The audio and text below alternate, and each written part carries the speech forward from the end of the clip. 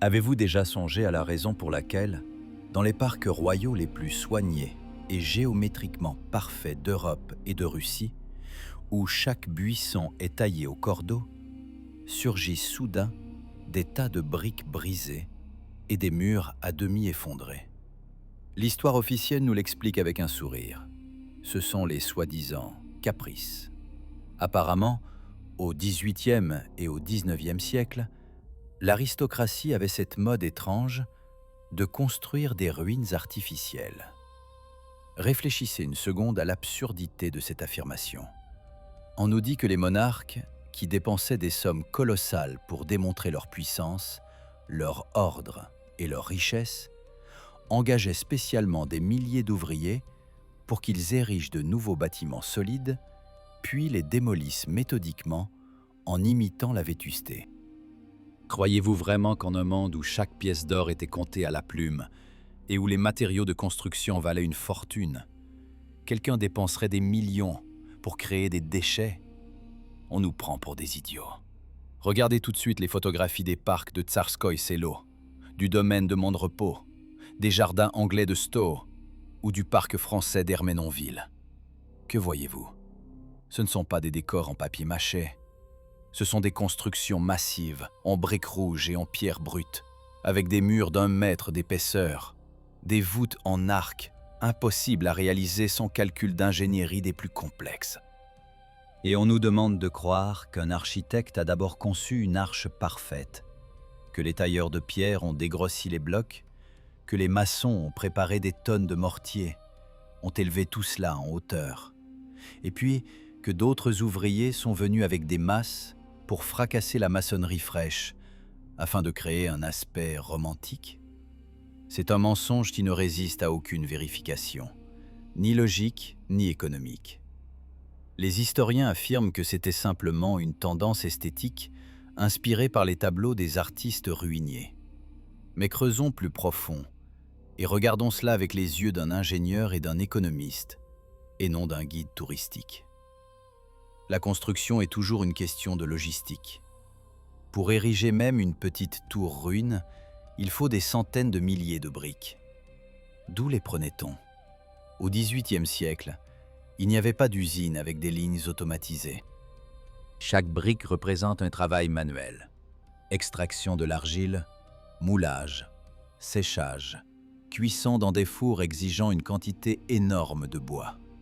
La forêt en Europe à cette époque était une ressource stratégique. On la préservait pour la flotte. Abattre des hectares de forêt pour cuire des briques destinées à un bâtiment prévu dès l'origine comme une ruine, ce n'est pas simplement du gaspillage, c'est un crime d'État. Aucun roi saint d'esprit n'aurait toléré un tel gaspillage de ressources pour un caprice passager. Se dessine une toute autre image, effrayante. Personne n'a construit ces bâtiments intentionnellement en ruine. Ils étaient déjà là. Ils se dressaient là bien avant que n'arrivent sur ce territoire ceux que nous appelons les créateurs des ensembles palais-parcs. Les nouveaux maîtres de la vie, l'élite parvenue au pouvoir au milieu du XVIIIe, début du XIXe siècle, ont simplement occupé les lieux survivants après la catastrophe. Ce qui était bien conservé, ils l'ont restauré, enduit de stuc et appelé leur palais. Et ce qui était trop endommagé pour être restauré, ils l'ont simplement clôturé, nettoyé de la saleté et appelé ruine romantique, en inventant une fable sur la mode de l'Antiquité. Regardez la qualité de la maçonnerie de ces artificielles ruines. Elle est identique à celle des palais eux-mêmes. Le même mortier, la même brique, les mêmes techniques de traitement de la pierre, que nous parvenons aujourd'hui à peine à reproduire d'ailleurs. Si ça avait été une décoration, on aurait construit avec n'importe quoi, du moellon, de la pierre de rebut, puisque de toute façon le bâtiment devait paraître ancien. Mais non, nous voyons une exécution de la plus haute qualité, calculée pour des siècles. À quoi bon une telle solidité pour un caprice? La réponse est évidente. Ce n'est pas un caprice. Ce sont les vestiges de construction fonctionnelle et technologique d'une civilisation passée, dont on nous cache la vocation. Rappelez-vous la célèbre tour ruine du parc Catherine. Officiellement, elle a été construite en l'honneur de la victoire sur l'Empire ottoman. Mais si l'on s'approche, on voit que le niveau du sol autour de la tour soulève des questions. Le bâtiment semble enfoncé dans la terre, comme la plupart des bâtiments anciens dans nos villes. Les fenêtres des rez-de-chaussée s'enfoncent dans le sol. On nous dit « c'est ainsi qu'on construisait ». Couche culturelle. Mais pardon, quelle couche culturelle dans un parc impérial où il n'y avait pendant des siècles rien d'autre que des pelouses et des allées? D'où viennent ces mètres de terre accumulés? Si la tour a été construite comme une nouvelle décoration en 1771, pourquoi l'architecte Felton l'a-t-il enfoncée? Pourquoi l'entrée semble-t-elle avoir été déterrée? Ici, nous touchons aux principales contradictions, dont les manuels se taisent. Ce sont les tableaux des soi-disant ruiniers. Hubert Robert, Giovanni Paolo Panini, Piranèse. On les appelle des fantaisistes qui dessinaient des catastrophes imaginaires. On nous dit que les aristocrates regardaient ces tableaux et disaient « Oh, comme c'est beau, je veux la même ruine dans mon jardin ». Mais et si tout était exactement l'inverse? Les artistes ruiniers n'étaient pas des fantaisistes, mais des documentaristes. Ils fonctionnaient comme les appareils photos de leur époque. Ils fixaient la réalité. Un monde après une catastrophe globale, des villes ensevelies sous l'argile, des gigantesques constructions détruites, parmi lesquelles grouillent de petites gens en haillons. Ces gens sur les tableaux ne construisent pas. Ils ne savent pas comment les utiliser. Ils allument des feux au milieu d'arches majestueuses, font sécher leur linge sur les restes de colonnes et font paître des chèvres sur les toits de temples. L'élite de cette époque, qui s'était approprié ces territoires, s'est heurtée à un problème. Comment expliquer la présence de ces gigantesques débris au peuple simple? On ne pouvait pas dire « nous avons conquis ce monde qui appartenait à quelqu'un de plus avancé que nous ». Il fallait intégrer ces ruines dans leur propre histoire. Et alors fut inventé un mensonge génial par son culot. C'est nous qui les avons construites, exprès, pour la beauté. Cela explique pourquoi la mode des ruines est apparue précisément à ce moment où l'Europe commençait à se relever d'une certaine secousse globale dont nous trouvons les traces partout. C'est étrange que cette mode ait été omniprésente et synchrone. De Portugal à l'Oural, d'Italie à l'Écosse, soudain, tous les rois décident en même temps de construire des ruines. Une synchronisation des actions des élites sur de telles distances immenses, à l'époque des transports par traction animale et des voiliers, est impossible sans un centre unique de commandement. Ce n'était pas une mode, c'était une directive unique pour réécrire l'histoire. Une opération de couverture. Ils appelaient cela aménagement paysager, mais en réalité, c'était la dissimulation des preuves. Imaginez que vous arrivez sur les cendres de la maison d'autrui, que vous peignez le mur survivant, que vous y mettez un banc à côté et que vous dites à vos invités « Je l'ai fait exprès ». Cela symbolise la vanité de l'existence. C'est exactement ce qui s'est passé au XVIIIe siècle. Mais le plus intéressant ne se trouve pas dans les briques, mais dans les chiffres. Si nous analysons les rapports économiques de cette époque, les devis de construction et le nombre de main-d'œuvre disponibles, nous verrons un gouffre béant. Les mathématiques, tout simplement, ne concordent pas. Le nombre de serfs ou d'ouvriers salariés officiellement employés sur les chantiers du siècle n'aurait physiquement pas pu accomplir ce volume de travaux de terrassement et de maçonnerie qu'on leur attribue. Le déplacement de millions de mètres cubes de terre pour créer des collines artificielles et des étangs sans excavatrices ni bulldozers aurait requis une population des fois supérieure aux données démographiques officielles de cette période. Qui donc a effectué ce travail? Ou, pour mieux dire, qui l'a effectué bien avant que les Romanov, les Bourbons et les Windsor n'arrivent sur ces terres? Nous n'avons fait que commencer à démêler cet écheveau, et les faits suivants seront encore plus durs. Nous parlerons des technologies impossibles à reproduire même aujourd'hui, et de ce qui se cache réellement sous ces collines artificielles, sur lesquelles se dressent des ruines artificielles. Laissons de côté les émotions et passons aux faits techniques secs, qui réduisent en miettes la version officielle des caprices de jardin. Si vous approchez au plus près des soi-disant ruines dans les parcs de Peterhof, de Gatchina ou des résidences européennes, la première chose qui saute aux yeux à une personne ayant une formation technique, c'est le décalage des technologies. On nous dit que c'est de la brique et du stuc du XVIIIe siècle, mais essayez de trouver ne serait-ce qu'une fissure dans les structures porteuses de ces décorations. Le béton moderne commence à s'effriter après 50 ans. La brique, cuite dans les fours artisanaux, se délamine sous l'humidité et le gel en quelques décennies. Et ces ruines artificielles se dressent sous le ciel ouvert, sous la pluie et la neige, depuis supposedly 250 ans, et le temps n'a pas de prise sur elles. Observez les joints des blocs. Dans certaines constructions, par exemple dans le parc Mont-Repos ou dans les parcs paysagers anglais, on utilise la maçonnerie polygonale. D'énormes rochers de granit sont ajustés les uns aux autres avec une précision de joaillier, au point qu'il est impossible d'y insérer la lame d'un couteau. Et on appelle cela maçonnerie primitive ou imitation de la nature sauvage? Sérieusement? Pour usiner le granit de cette façon, il faut des machines à commande numérique et des fraises diamantées. Manuellement, au ciseau et au marteau, réaliser un joint courbe entre deux blocs multitones de manière à ce qu'ils s'ajustent parfaitement est physiquement impossible. Tout tailleur de pierre moderne vous le dira. Il en ressort que pour construire une ruine plaisante, les rois utilisaient des technologies supérieures aux modernes, pour ensuite, supposedly, les oublier pendant 200 ans. Allons plus loin. La logistique. C'est l'argument le plus destructeur contre l'histoire officielle. Prenons par exemple la pyramide dans le parc Catherine. Officiellement, c'est un pavillon tombeau pour les chiennes favorites de l'impératrice. Ça sonne mignon, tant que vous ne commencez pas à compter.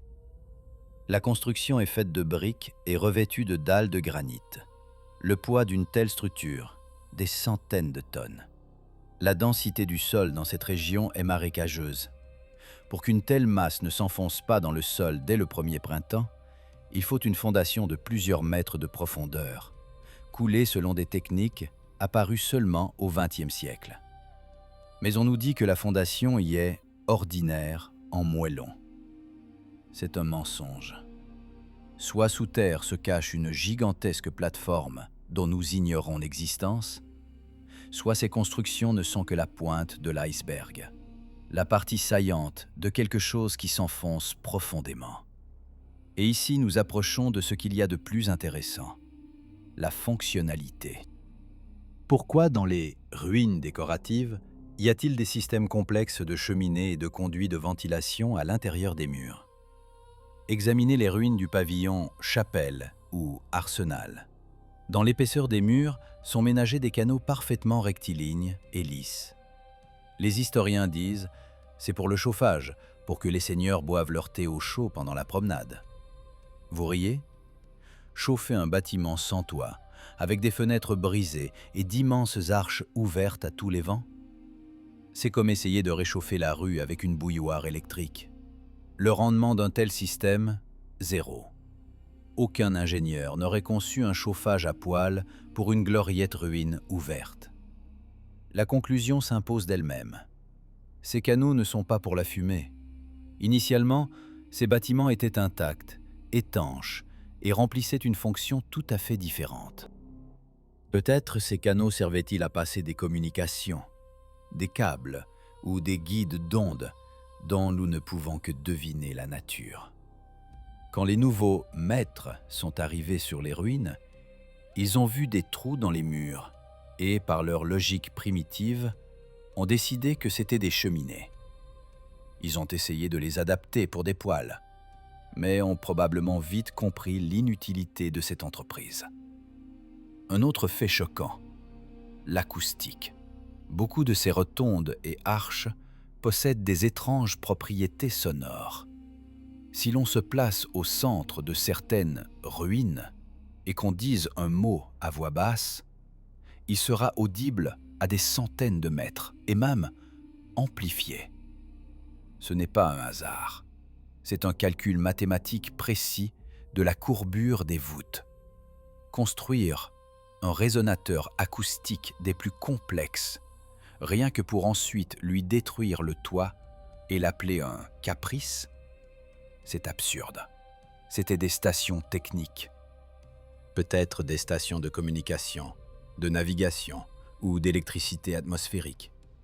La forme de nombreux pavillons, rotondes, pyramides, stèles, est parfaitement adaptée au travail avec les vibrations et les fréquences. Et enfin, la question de l'orientation. Pratiquement tous ces objets, dispersés dans les parcs d'Europe, sont strictement orientés selon les points cardinaux ou sur certaines étoiles. Pyramides, obélisques, tours, ils forment un réseau géodésique unique. Si l'on les reporte sur une carte, on verra des figures géométriques nettes, des lignes reliant des objets dans différents pays. Les architectes du XVIIIe siècle, sans satellites ni cartes précises, se seraient-ils entendus entre eux?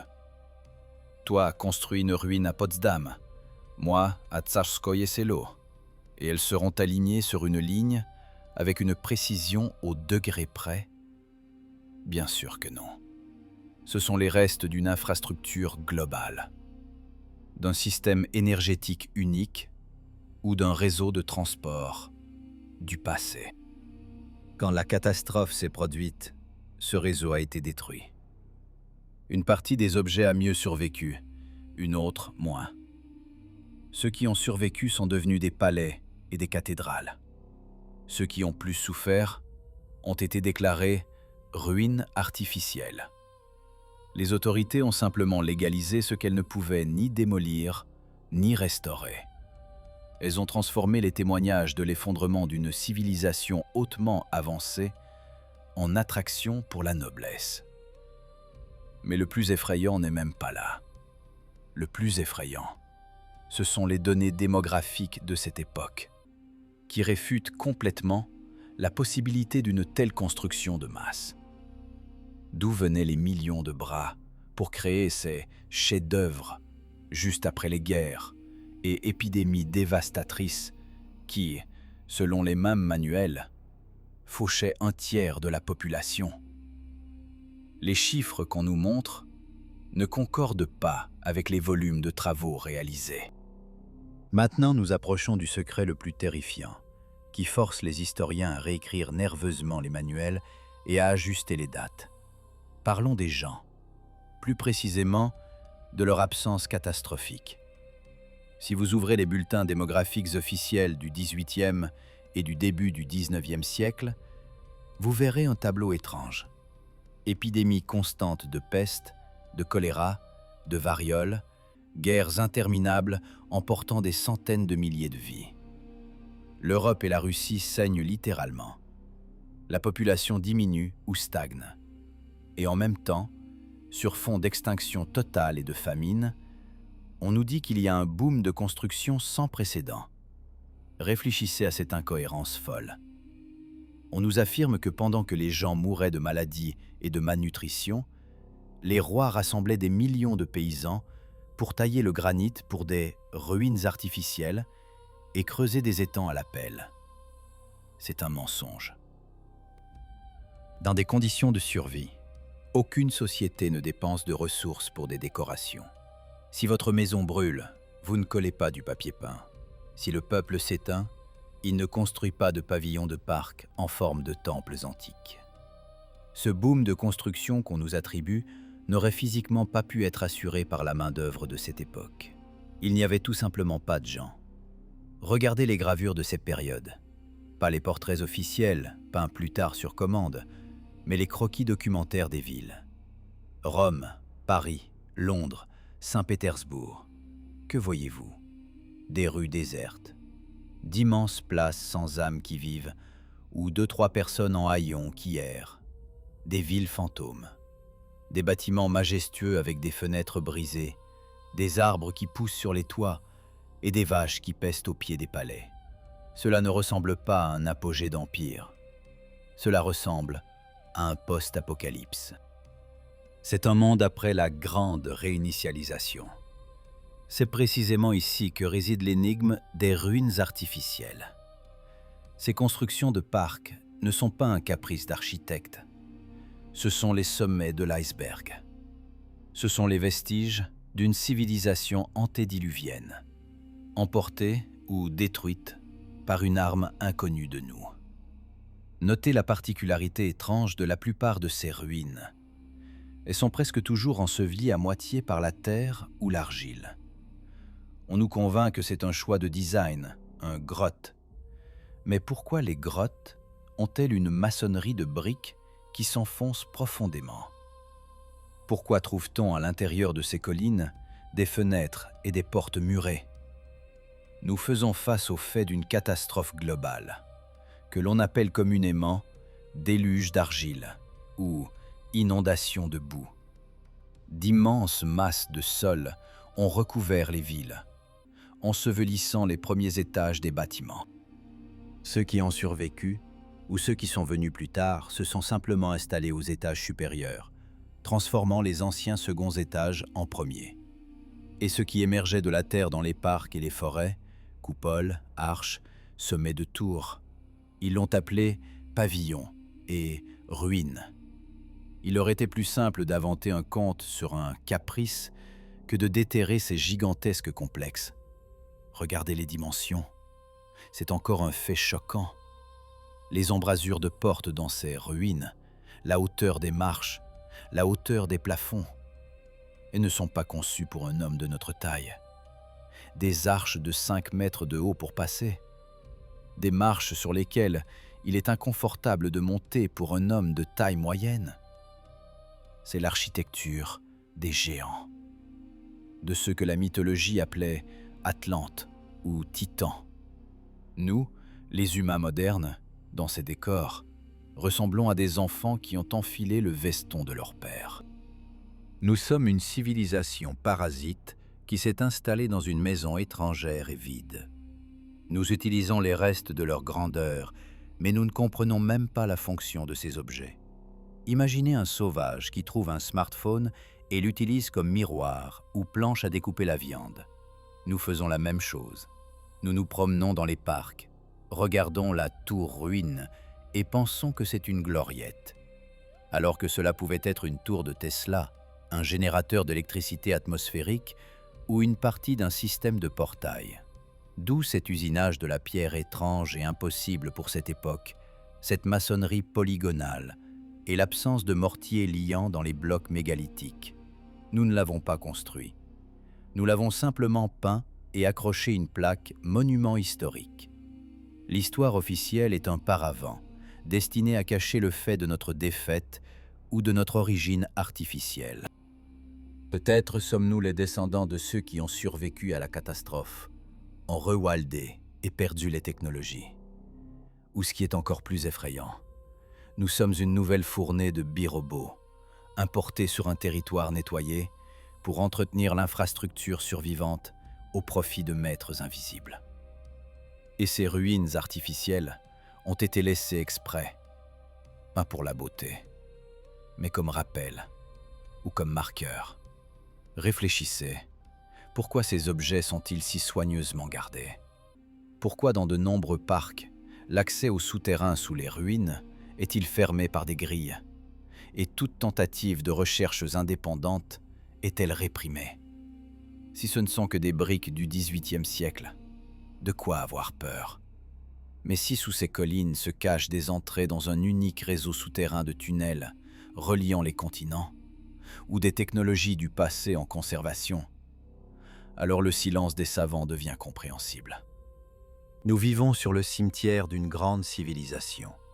Et chaque fois que le guide vous dit « Le roi a construit cette ruine pour méditer sur l'Éternel », il prononce peut-être, sans le savoir, une partie de la terrible vérité. C'est vraiment un monument de deuil pour un monde perdu, qui était des milliers de fois plus parfait que le nôtre. Mais le plus intéressant commence quand nous posons la question « Et qu'est-ce qui a précisément détruit ce monde ?» Les traces de pierre fondue sur les ruines, la vitrification de la brique, les étranges entonnoirs que nous prenons pour des lacs, tout cela indique que la guerre n'était pas aux arcs et aux flèches. Maintenant, que votre foi en la version officielle des caprices de jardin chancelle, il est temps de regarder droit dans les murs de ces ruines. Si vous prenez une puissante loupe ou un objectif macro et que vous examinez la surface des briques soi-disant vieillies, dans les parcs de Tsarskoye Selo, dans les domaines d'Angleterre ou d'Italie, vous découvrirez quelque chose qui donne la chair de poule. Ce ne sont pas des traces de ciseaux, avec lesquels les ouvriers auraient supposedly enlevé des morceaux pour créer un effet d'antiquité. Ce sont des traces d'un impact thermique monstrueux. De nombreux briques et pierres sont couvertes d'une fine pellicule de verre. En science, cela s'appelle vitrification. Pour transformer l'argile ou le granit en masse vitreuse, il faut une température supérieure à 1500 degrés Celsius. Un feu de bois ordinaire, même le plus fort, donne au maximum 800 ou 900 degrés. À une telle température, la pierre fume et se fissure, mais ne coule pas comme de la cire fondue. Et sur de nombreuses ruines artificielles, nous voyons précisément des coulures de pierre. Des gouttes de granit figées en vol. C'est la preuve d'une arme de puissance colossale. On nous dit « le roi a voulu construire une ruine », mais les faits crient le contraire. Le roi a clôturé l'endroit où a eu lieu une frappe ponctuelle de nature inconnue. C'est précisément pourquoi les soi-disant ruines se dressent souvent isolément. Ce sont des épicentres, des endroits où une certaine force a tout incinéré jusqu'aux cendres, ne laissant que les squelettes des bâtiments. L'élite qui a occupé ces terres ne pouvait tout simplement pas démolir ces mégalithes fondus et n'avait pas la technique capable de briser le monolithe vitrifié. C'est pourquoi elle a inventé un conte sur l'esthétique de la destruction. C'est un principe classique. Si tu ne peux pas cacher la preuve, fais-en une attraction. Rappelez-vous l'année sans été, soi-disant, 1816.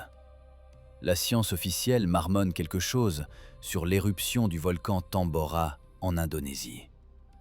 Mais des anomalies climatiques, quand la neige tombait en été et que les récoltes pourrissaient dans tout l'hémisphère nord, coïncident étonnamment avec la période construction active, lisez nettoyage, de ces mêmes ruines et de la reconfiguration des villes.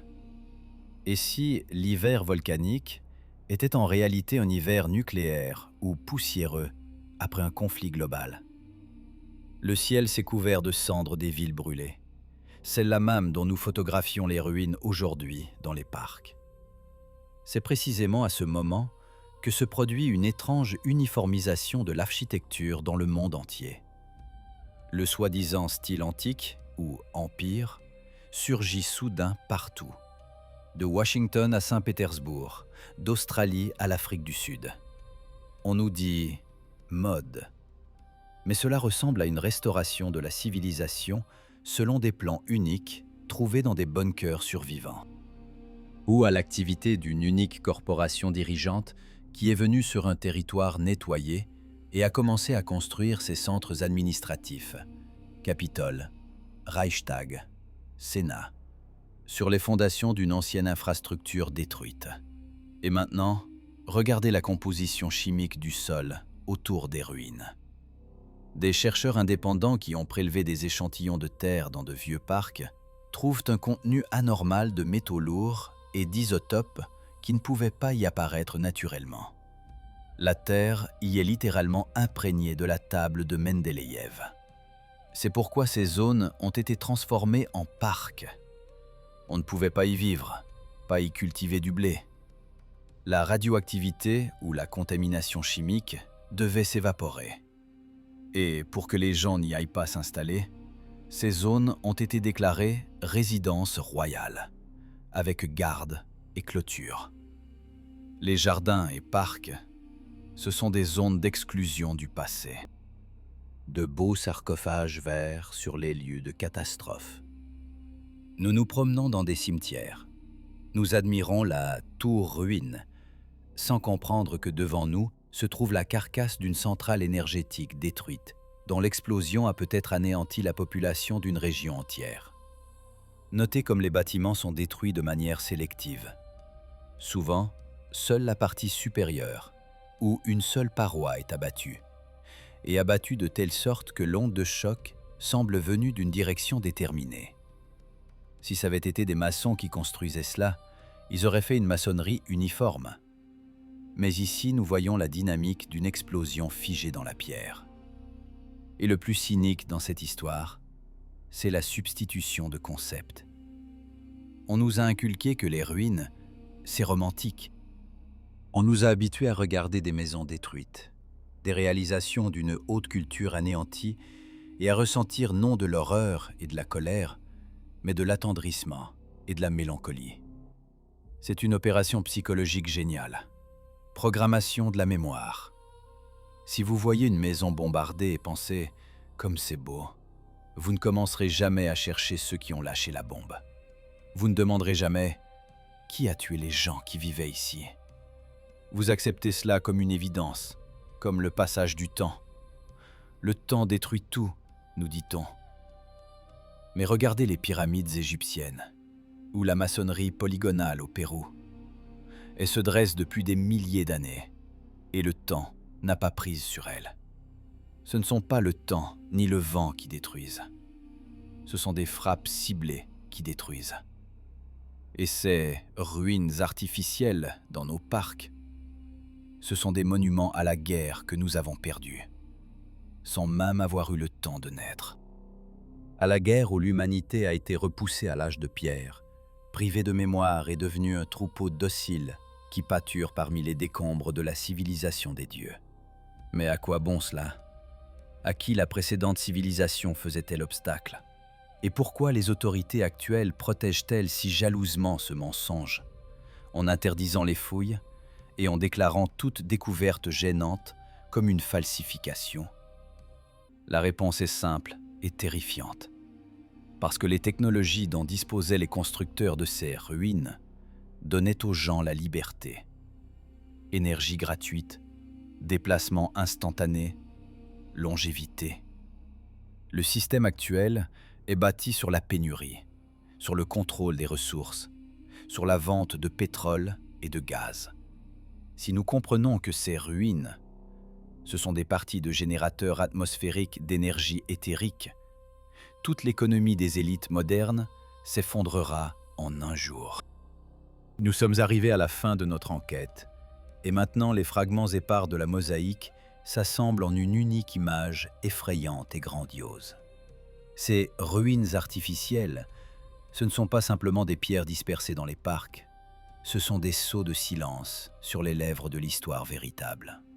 Tous les faits que nous avons analysés, de la logistique impossible pour un travail manuel et de la maçonnerie polygonale aux traces de fusion à haute température et aux béants trous démographiques, nous mènent à une conclusion unique, inévitable et terrifiante. Notre civilisation ne se développe pas de manière linéaire et progressive du tomahawk de pierre au smartphone, comme on nous ment à l'école. Nous vivons dans un cycle fermé. Nous ne sommes que le dernier relais dans cette gigantesque fourmilière humaine. Et, à en juger partout, un relais loin d'être le plus réussi et loin d'être le plus libre. La conception de la grande réinitialisation, dont on parle aujourd'hui si bruyamment et ouvertement depuis les hautes tribunes internationales, n'est nullement l'invention de politiciens ou d'économistes modernes. C'est un mécanisme de gestion de la réalité rodé par des siècles, impitoyable. Ces marionnettistes invisibles qui écrivent le scénario de notre histoire agissent selon un unique et même schéma. Nettoyage global du territoire, période de chaos géré et de sauvagerie, puis implantation de nouvelles élites qui s'approprient les restes survivants des technologies, et enfin réécriture totale de la mémoire des générations. Les ruines artificielles, ce sont les cicatrices de la précédente réinitialisation survenue probablement tout récemment, au XIXe siècle. On nous a spécialement laissé ces gigantesques débris en pleine vue, mais on en a déformé le sens. Cela a été fait pour que nous nous habituions à la vue de la destruction, pour que nous considérions, au niveau sous-conscient, que la grandeur n'est possible que dans un passé mythique lointain, et que notre rôle est petit et insignifiant. Pourquoi cacher la vérité avec un tel fanatisme? La réponse réside dans le plan des ressources et du pouvoir. Imaginez une seconde que demain vous appreniez que l'électricité, la chaleur et la lumière peuvent être obtenues directement de l'air, gratuitement et en quantité illimitée, en utilisant des technologies résonantes dont disposaient les constructeurs de ces mêmes ruines. Que deviendraient à cet instant les corporations pétrolières, les mines de charbon, les banques et les États qui collectent des taxes sur les ressources? Elles disparaîtraient comme fumée. Tout le pouvoir illimité du monde repose exclusivement sur notre dépendance créée aux ressources payantes et sur notre ignorance totale. Mais dans cette histoire, il y a une pensée encore plus inquiétante, glaçante pour l'âme. Pourquoi précisément maintenant, cette information fait-elle irruption au dehors en avalanche? Pourquoi soudain, comme éveillés d'une hypnose profonde, avons-nous commencé à remarquer ce qui était sous notre nez depuis 200 ans?